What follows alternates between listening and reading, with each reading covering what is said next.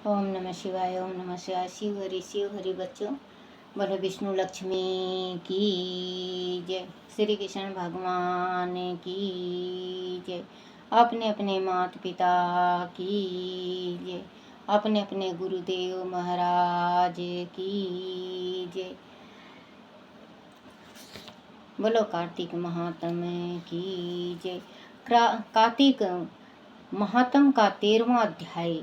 देवताओं के तीक्ष्ण प्रहार से व्याकुल देवता इधर उधर भागने लगे। तब इंद्र आदि को इस प्रकार भयभीत देखकर गरुड़ पर चढ़े भगवान युद्ध में आगे बढ़े। उन्होंने अपना सारंग नामक धनुष उठाकर बड़े जोर से टंकार किया।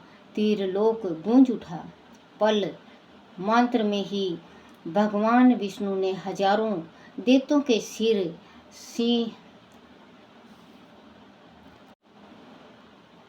जलंधर के क्रोध की सीमा न रही।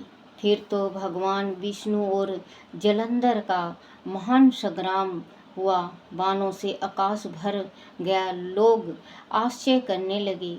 भगवान विष्णु ने अपने बाणों के वेग से उस दैत्य की ध्वजा क्षेत्र और धनुष बाण काट डाले तथा एक बाण से उसकी छाती में प्रहार किया। इससे व्यथित हो उसने अपनी प्रचंड गदा उठा गरुड़ के मस्तक पर दे मारी। गरुड़ पृथ्वी पर गिर पड़ा। साथ ही क्रोध से उस दैत्य ने अपनी होठ काटे और भगवान विष्णु की छाती में भी तीक्ष्ण बाण मारा। उसके उत्तर में भगवान विष्णु ने उनकी गदा काट दी और अपने सारंग धनुष पर बाण चढ़ाकर उनको विंधना आरंभ किया। जलंधर भी उन पर अपने पैने बाण बरसाने लगा। उस समय जलंधर ने भगवान को कई पैने बाण मारकर वैष्णव धनुष को काट दिया। धनुष कट जाने पर भगवान ने गदा ग्रहण कर ली और शीघ्र ही जलंधर को खींच कर मारी। परंतु उस अगिनत अमोघ गदा की मार से भी वह चलमान न हुआ और मदमस्त हाथी के समान उसे यानी गदा की मार को फूल की माला ही जाना। साथ ही उस युद्ध मुर्मद ने अत्यंत ही क्रोधित होकर अग्निमुख त्रिशूल को छेद दिया। जलंधर ने झपट कर भगवान की छाती में एक मुष्टिका मारा। उसके उत्तर में भगवान विष्णु ने भी उसकी छाती पर अपनी मुष्टिका का प्रहार किया। फिर दोनों घुटने टेक कर बाहों और मुष्टिकाओं से बाहु युद्ध करने लगे कि कितनी ही देर तक भगवान उसके साथ युद्ध करते रहे। जब वह कुछ श्रमित से हो गए तब सर्वश्रेष्ठ मायावी से भगवान उस दैत्य से मेघवाणी में बोले, हे रणदु मेद दैत्य श्रेष्ठ धन्य है जो इस महायुद्ध में इतने बड़े बड़े योद्धाओं से भी भयभीत न हुआ। तेरे इस युद्ध से मैं बड़ा खुश हूँ। तू जो चाहे वह मांग, मैं आदेश वस्तु भी आज तुझे दे दूंगा। मायावी भगवान विष्णु की ऐसी वाणी सुनकर जलंधर ने कहा, हे भायुक आदि आप मुझ पर खुश हैं तो यह वर दीजिए कि आप मेरी बहन के साथ तथा अपने 100 कुटुंबियों सहित मेरे घर पर निवास करें।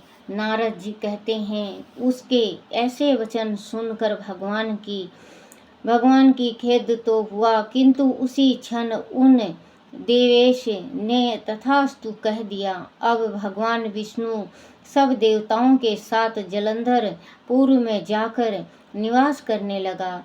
जलंधर अपनी बहन लक्ष्मी और देवताओं सहित भगवान को वहां पाकर बड़ा प्रसन्न हुआ। फिर तो देवताओं के पास जो रतन आदि थे उनके स्थान पर दैत्यों को स्थापित करके जलंधर पृथ्वी पर आया। निशुंभ को पाताल में स्थापित कर दिया और दैत्य, दानव, यक्ष, गंधर्व, सर्प, राक्षस, मनुष्य आदि सबको अपना वशवर्ती बनाकर त्रिभुवन पर शासन करने लगा। उसने धर्म अनुसार सुपुत्रों के समान प्रजा का पालन किया। उसके धर्मराज में सभी सुखी थे।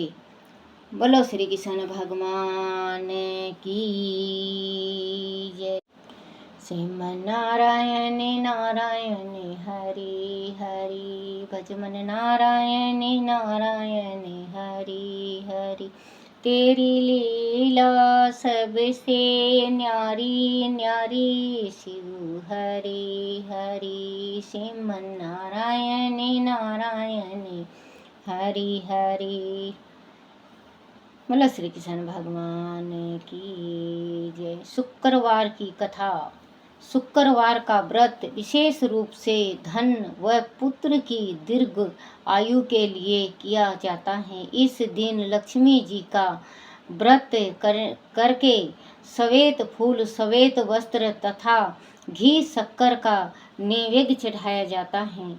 एक बुढ़िया थी, एक ही उसका पुत्र था। विवाह के बाद सास बहू से सारे घर के काम करवाती पर ठीक खाने को ना देती। लड़का देखता पर माँ से कुछ नहीं कह पाता। बहू से भी क्या कहे, बेचारी दिन भर काम करती, उपले थापती, रोटी रसोई करती, बर्तन साफ करती, कपड़े धोती। इस में उसका सारा समय बीत जाता। काफी सोच विचार कर लड़का माँ से बोला, माँ मैं परदेश जा रहा हूँ। माँ को बेटे की बात पसंद आई तथा जाने की आज्ञा दे दी। उसके बाद वह अपनी पत्नी के पास जाकर बोला, मैं परदेश जा रहा हूँ, अपनी कुछ निशानी दे दे। बहू बोली, मेरे पास तो निशानी देने योग कुछ भी नहीं है। यह कह वह पति के चरण में गिर कर रोने लगी तो वे गोबर से सने हाथ से उसके जूते पर छाप बन गई। पुत्र के जाने के बाद सास के अत्याचार बढ़ गए। एक दिन बहू दुखी हो मंदिर गई।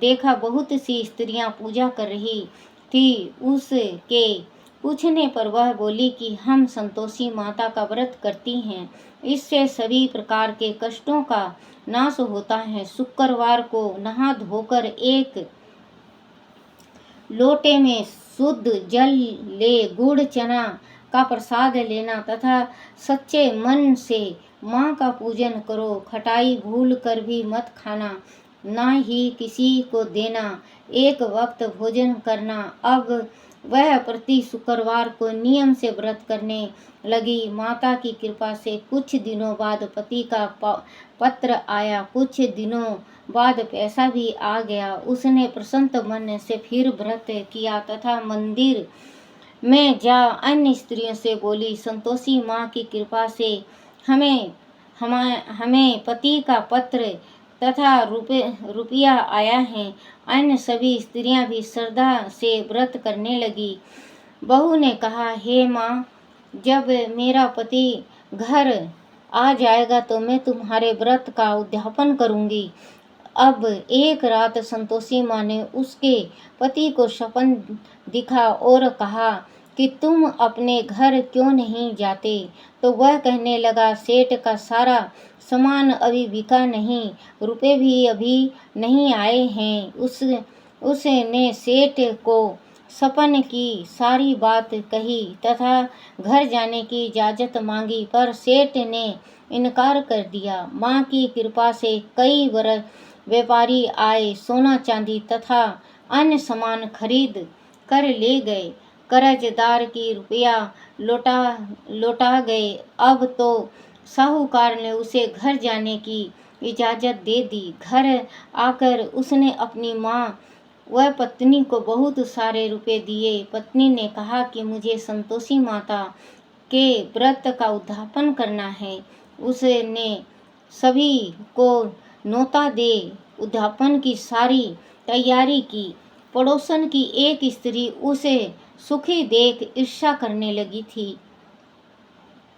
उसने अपने बच्चों को सिखा दिया कि तुम भोजन के समय खटाई जरूर मांगना। खाना खाते खाते बच्चे खटाई के लिए मचल उठे तो बहू ने पैसा दे कर उन्हें बहलाया। बच्चे दुकान से उन पैसों की इमली खटाई खरीद कर खाने लगे तो बहू पर माता ने कोप किया। राजा के दूत उसके पति को पकड़ कर ले जाने लगे तो किसी ने बताया कि उद्यापन में बच्चों ने पैसों की इमली खटाई खाई है। तो बहू ने पुण्य व्रत के उद्यापन का संकल्प किया। वह मंदिर से निकली तो राह में पति आता दिखाई दिया। पति बोला, इतना धन जो कमाया है उसका टैक्स राजा ने मांगा था। अगले शुक्रवार को उसने फिर विधिवत